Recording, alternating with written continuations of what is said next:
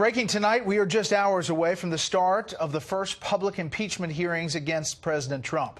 We are learning late today the president considered removing one of the top officials overseeing a crucial element of the investigation that triggered the process. Let's go live with that to Chief White House Correspondent John Roberts on the North Lawn with this developing story. Good evening, John. Brett, good evening to you. It was first reported by the New York Times and confirmed by Fox News that as Democrats began to spool up the congressional impeachment inquiry, President Trump turned his frustrations to the man he believes gave the investigation legs.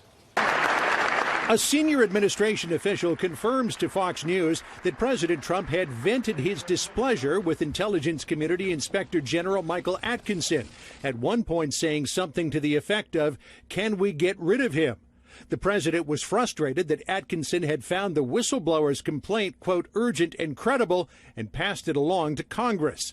Fox News is told that there was never any move to fire Atkinson, not even any serious consideration given to removing him. Democrats in Washington would rather pursue outrageous hoaxes and delusional witch hunts, which are going absolutely nowhere. At the Economic Club of New York today, President Trump venting his frustration with Democrats for pursuing impeachment over important economic issues like ratifying the USMCA. If you had a vote today, I think most of them would actually vote for it.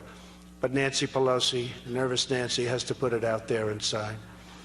And if she doesn't, she's doing her party a tremendous disservice, and she's doing this country a tremendous disservice. On the eve of the first public impeachment hearings in 20 years, Republicans laying out their defense of President Trump, insisting that the July 25th phone call showed no conditionality or evidence of pressure on Ukrainian President Zelensky, that Ukraine was not aware military aid was put on hold at the time of the call, and that President Trump both met with Zelensky and gave aid to Ukraine without Zelensky opening an investigation into Joe and Hunter Biden.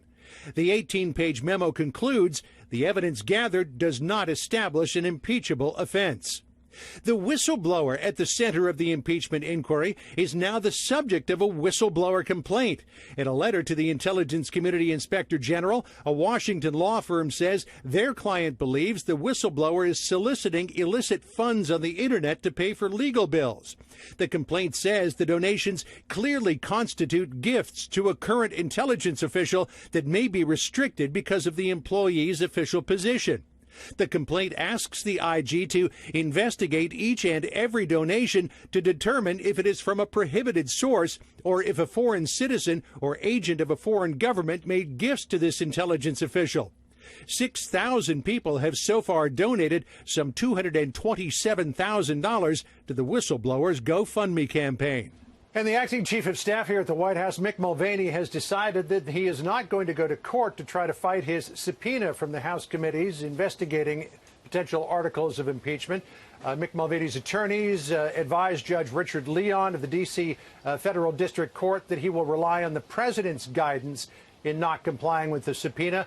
Democrats, though, say that Mulvaney gave up any pretense to privilege, that executive privilege that we talk about all the time, because he gave a press conference where he talked about Ukraine, and that his no-show is only more evidence of obstruction on the part of the president. Brett? What's the over-under at the White House that the president will watch that hearing tomorrow? What are the odds that he'll watch tomorrow? I'd say 100%, easily. All right, John, thank you.